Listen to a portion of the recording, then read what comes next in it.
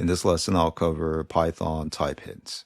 So you're going to understand Python type hints, we'll work with type hints, and you will perform type checking.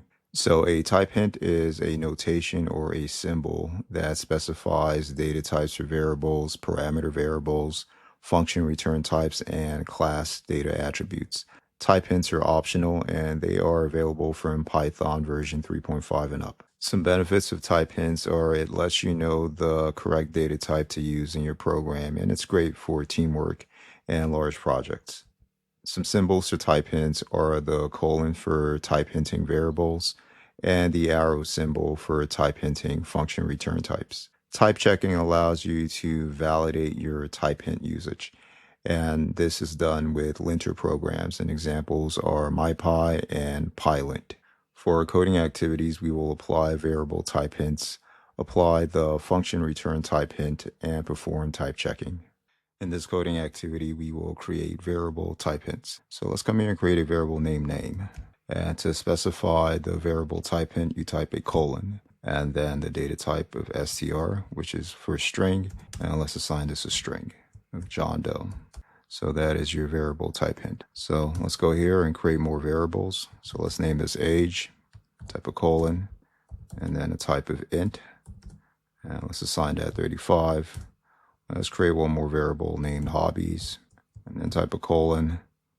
And let's give this a list type hint. So type list, square brackets, and str.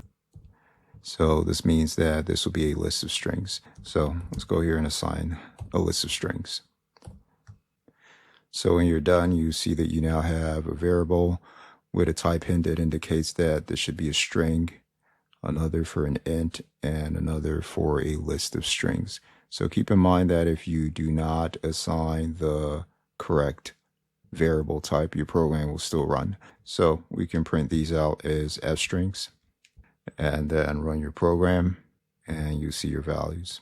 So if you come here and change this to a string and rerun the program, you see that it still works. So those are variable type hints. Next, we'll create type hints for a function. So let's come here and define a function named calculate product. And in the parentheses, let's create some parameters. So let's name this a, and then let's give it a hint of float, type a comma, and then b for the second parameter, and let's also make that a float. So let's go outside of the parentheses and type the arrow, and then after that, type the float. So this is hinting which should return a float. So let's go to the next line, and then let's return a multiplied by b. So those are your hints for the function. So let's go call the function. And let's pass in two numbers. So I'll go for 5, and then comma 5. And then let's come here and run our program. And you see that we get our results. So those are function type hints.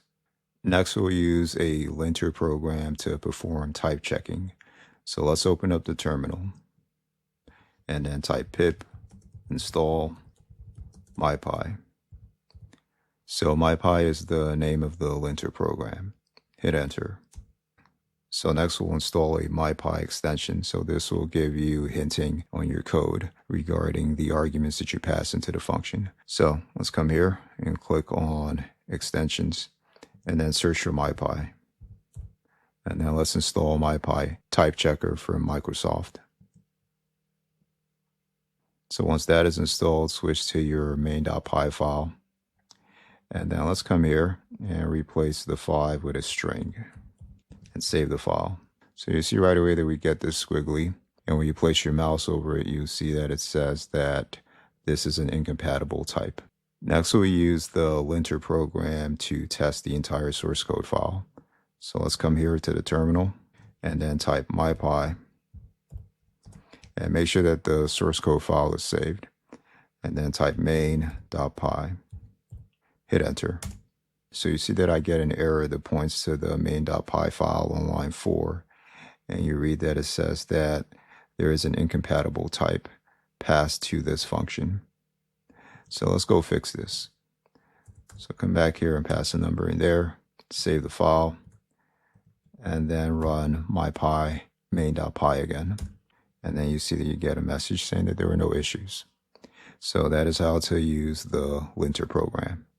So if you get an error like this saying that MyPy was not recognized, then it's possible that your operating system does not know where the MyPy executable is. So here's one possible way to fix that. So type pip show MyPy and then hit enter.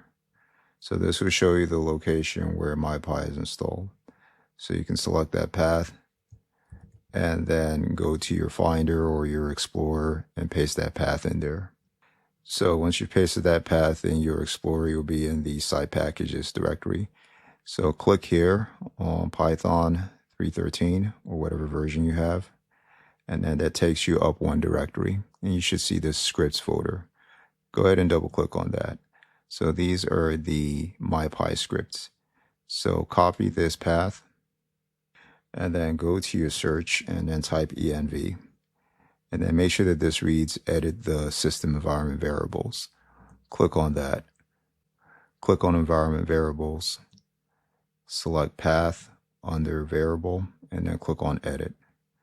And then click on new and then paste that path that you copied that has the scripts. And then at the end of scripts, put a backslash there. So that will put you in the scripts folder. Now click OK. Now when you're done, restart your operating system and then run MyPy on the source code file again. That is it for the lesson. Thank you for watching, and I will see you in the next one.